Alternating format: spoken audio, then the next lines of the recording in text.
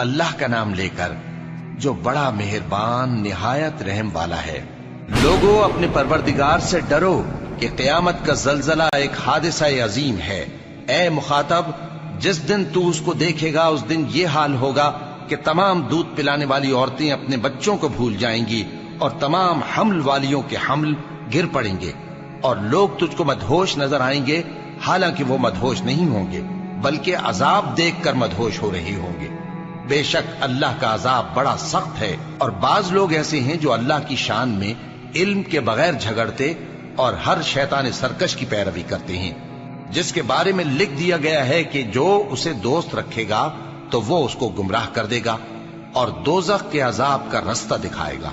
لوگوں، اگر تم کو مرنے کے بعد جی اٹھنے میں کچھ شک ہو تو ہم نے تم کو پہلی بار بھی تو پیدا کیا تھا، یعنی ابتدا میں مٹی سے، پھر اس سے نطفہ بنا کر، پھر اس سے خون کا لوتھڑا بنا کر، پھر اس سے بوٹی بنا کر جس کی بناوٹ کامل بھی ہوتی ہے اور ناقص بھی، تاکہ تم پر اپنی خالقیت ظاہر کر دیں۔ اور ہم جس کو چاہتے ہیں ایک میعاد مقرر تک پیٹ میں ٹھہرائے رکھتے ہیں، پھر تم کو بچہ بنا کر نکالتے ہیں، پھر تم جوانی کو پہنچتے ہو، اور بعض قبل از پیری مر جاتے ہیں، اور بعض بڑھاپے کی نہایت خراب عمر کی طرف لوٹائے جاتے ہیں کہ بہت کچھ جاننے کے بعد بالکل بے علم ہو جاتی ہیں۔ اور اے دیکھنے والے، تو دیکھتا ہے کہ ایک وقت میں زمین خشک پڑی ہوتی ہے، پھر جب ہم اس پر مے برساتے ہیں تو وہ شاداب ہو جاتی اور ابھرنے لگتی ہے اور طرح طرح کی بارونق چیزیں اگاتی ہے۔ ان قدرتوں سے ظاہر ہے کہ اللہ ہی قادر مطلق ہے جو برحق ہے، اور یہ کہ وہ مردوں کو زندہ کر دیتا ہے، اور یہ کہ وہ ہر چیز پر قدرت رکھتا ہے، اور یہ کہ قیامت آنے والی ہے اس میں کچھ شک نہیں، اور یہ کہ اللہ سب لوگوں کو جو قبروں میں ہیں جلا اٹھائے گا، اور لوگوں میں کوئی ایسا بھی ہے جو اللہ کی شان میں بغیر علم کے اور بغیر ہدایت کے اور بغیر کتاب روشن کے جھگڑتا ہے اور تکبر سے گردن موڑ لیتا ہے تاکہ لوگوں کو اللہ کے رستے سے گمراہ کر دے۔ اس کے لیے دنیا میں ذلت ہے، اور قیامت کے دن ہم اسے عذاب آتش سوزاں کا مزہ چکھائیں گے۔ اے سرکش، یہ اس کفر کی سزا ہے جو تیرے ہاتھوں نے آگے بھیجا ہے، اور اللہ اپنے بندوں پر ظلم کرنے والا نہیں۔ اور لوگوں میں بعض ایسا بھی ہے جو کنارے پر کھڑا ہو کر اللہ کی عبادت کرتا ہے، اگر اس کو کوئی دنیاوی فائدہ پہنچے تو اس کے سبب مطمئن ہو جائے، اور اگر کوئی آفت پڑے تو منہ کے بل لوٹ جائے، یعنی پھر کافر ہو جائے۔ اس نے دنیا میں بھی نقصان اٹھایا اور آخرت میں بھی، یہی تو صاف نقصان ہے۔ یہ اللہ کے سوا ایسی چیز کو پکارتا ہے جو نہ اسے نقصان پہنچائے اور نہ فائدہ دے سکے، یہی تو پرلے درجے کی گمراہی ہے۔ بلکہ ایسے شخص کو پکارتا ہے جس کا نقصان فائدے سے زیادہ قریب ہے۔ ایسا دوست بھی برا اور ایسا ساتھی بھی برا۔ جو لوگ ایمان لائے اور عمل نیک کرتے رہے، اللہ ان کو بہشتوں میں داخل کرے گا جن کے نیچے نہریں بہ رہی ہیں۔ کچھ شک نہیں کہ اللہ جو چاہتا ہے کرتا ہے۔ جو شخص یہ گمان کرتا ہو کہ اللہ اس کو دنیا اور آخرت میں مدد نہیں دے گا تو اس کو چاہیے کہ اوپر کی طرف یعنی اپنے گھر کی چھت میں ایک رسی باندھے، پھر اس سے اپنا گلا گھونٹ لے، پھر دیکھے کہ آیا یہ تدبیر اس کے غصے کو دور کر دیتی ہے۔ اور اسی طرح ہم نے اس قرآن کو اتارا جس کی تمام باتیں کھلی ہوئی ہیں، اور یہ یاد رکھو کہ اللہ جس کو چاہتا ہے ہدایت دیتا ہے۔ جو لوگ مومن یعنی مسلمان ہیں اور جو یہودی ہیں اور ستارہ پرست اور عیسائی اور مجوسی اور مشرک، اللہ ان سب میں قیامت کے دن فیصلہ کر دے گا۔ بے شک اللہ ہر چیز سے باخبر ہے۔ کیا تم نے نہیں دیکھا کہ جو مخلوق آسمانوں میں ہے اور جو زمین میں ہے، اور سورج اور چاند اور ستارے اور پہاڑ اور درخت اور چوپائے اور بہت سے انسان اللہ کو سجدہ کرتے ہیں، اور بہت سے ایسے ہیں جن پر عذاب ثابت ہو چکا ہے، اور جس شخص کو اللہ ذلیل کرے اس کو کوئی عزت دینے والا نہیں۔ بے شک اللہ جو چاہتا ہے کرتا ہے۔ یہ دو فریق ایک دوسرے کے دشمن اپنے پروردگار کے بارے میں جھگڑتے ہیں، تو جو کافر ہیں ان کے لیے آگ کے کپڑے قطع کیے جائیں گے اور ان کے سروں پر جلتا ہوا پانی ڈالا جائے گا، اس سے ان کے پیٹ کے اندر کی چیزیں اور کھالیں گل جائیں گی، اور ان کے مارنے کے لیے لوہے کے ہتھوڑے ہوں گے۔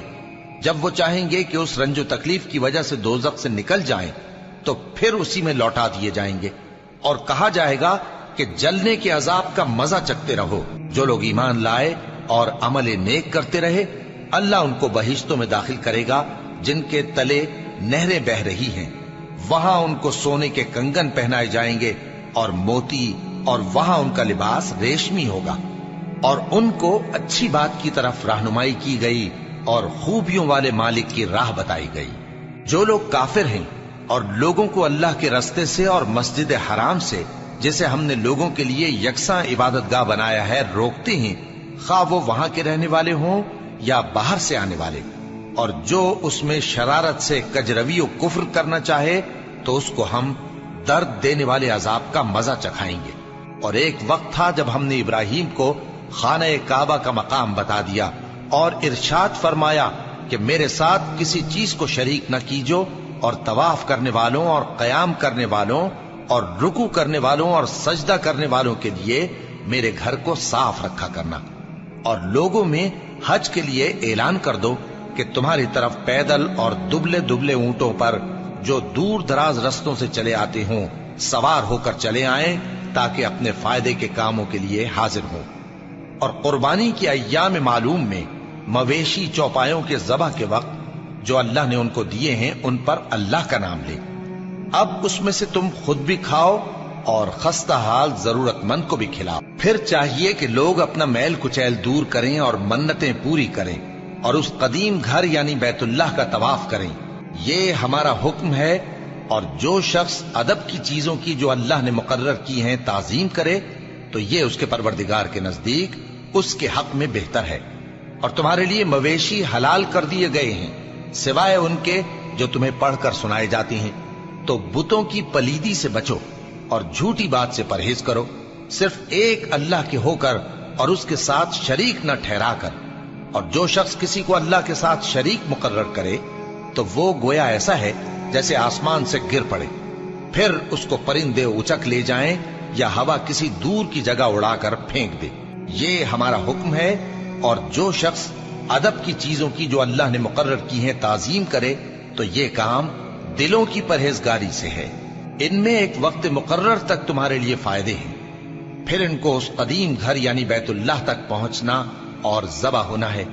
اور ہم نے ہر ایک امت کے لیے قربانی کا طریق مقرر کر دیا ہے تاکہ جو مویشی چوپائے اللہ نے ان کو دیے ہیں ان کے ذبح کرنے کے وقت ان پر اللہ کا نام لے۔ سو تمہارا معبود ایک ہی ہے، تو اسی کے فرما بردار ہو جاؤ اور عاجزی کرنے والوں کو خوشخبری سنا دو۔ یہ وہ لوگ ہیں کہ جب اللہ کا نام لیا جاتا ہے تو ان کے دل ڈر جاتے ہیں، اور جب ان پر مصیبت پڑتی ہے تو صبر کرتے ہیں اور نماز آداب سے پڑھتے ہیں، اور جو مال ہم نے ان کو عطا فرمایا ہے اس میں سے نیک کاموں میں خرچ کرتے ہیں۔ اور قربانی کے اونٹوں کو بھی ہم نے تمہارے لیے اللہ کے شعائر مقرر کیا ہے، ان میں تمہارے لیے فائدے ہیں، تو قربانی کرنے کے وقت قطار باندھ کر ان پر اللہ کا نام لو، پھر جب پہلو کے بل گر پڑے تو ان میں سے کھاؤ، اور قناعت سے بیٹھ رہنے والوں اور سوال کرنے والوں کو بھی کھلاؤ۔ اس طرح ہم نے ان کو تمہارے زیر فرمان کر دیا ہے تاکہ تم شکر کرو۔ اللہ تک نہ ان کا گوشت پہنچتا ہے اور نہ خون، بلکہ اس تک تمہاری پرہیزگاری پہنچتی ہے۔ اسی طرح اللہ نے ان کو تمہارے زیر فرمان کر دیا ہے تاکہ اس بات کے بدلے کہ اس نے تم کو ہدایت بخشی ہے اسے بزرگی سے یاد کرو۔ اور اے پیغمبر، نیکوکاروں کو خوشخبری سنا دو، اللہ تو مومنوں سے ان کے دشمنوں کو ہٹاتا رہتا ہے۔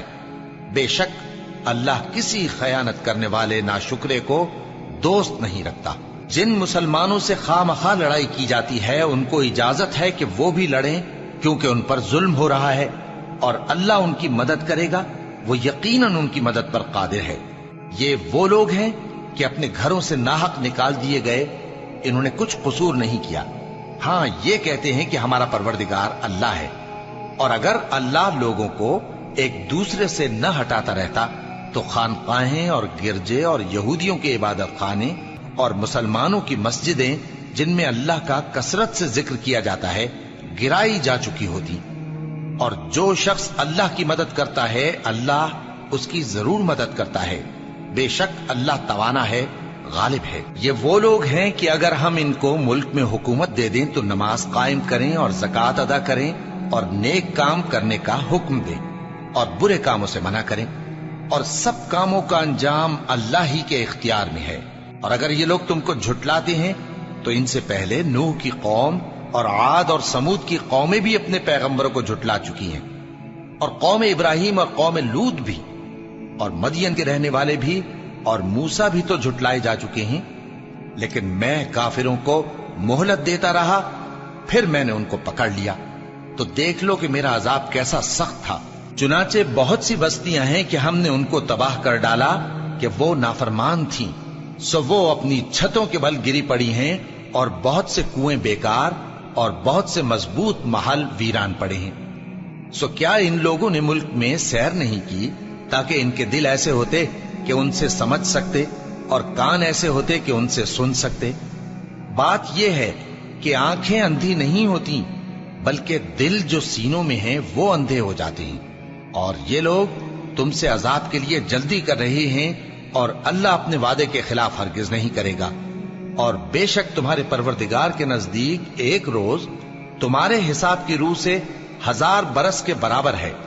और बहुत सी बस्तियां हैं कि मैं उनको मोहलत देता रहा जबकि वो नाफरमान थीं, फिर मैंने उनको पकड़ लिया, और मेरी ही तरफ लौट कर आना है।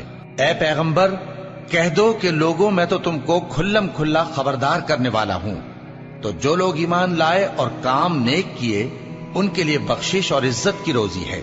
और जिन लोगों ने हमारी आयतों में अपने ख्याल में हमें आजिज करने के लिए दौड़ धूप की, वो अहले दोज़ख हैं। और हमने तुमसे पहले कोई रसूल और नबी नहीं भेजा, मगर उसका यह हाल था कि जब वो कोई आरजू करता था तो शैतान उसकी आरजू में वसवसा डाल देता था।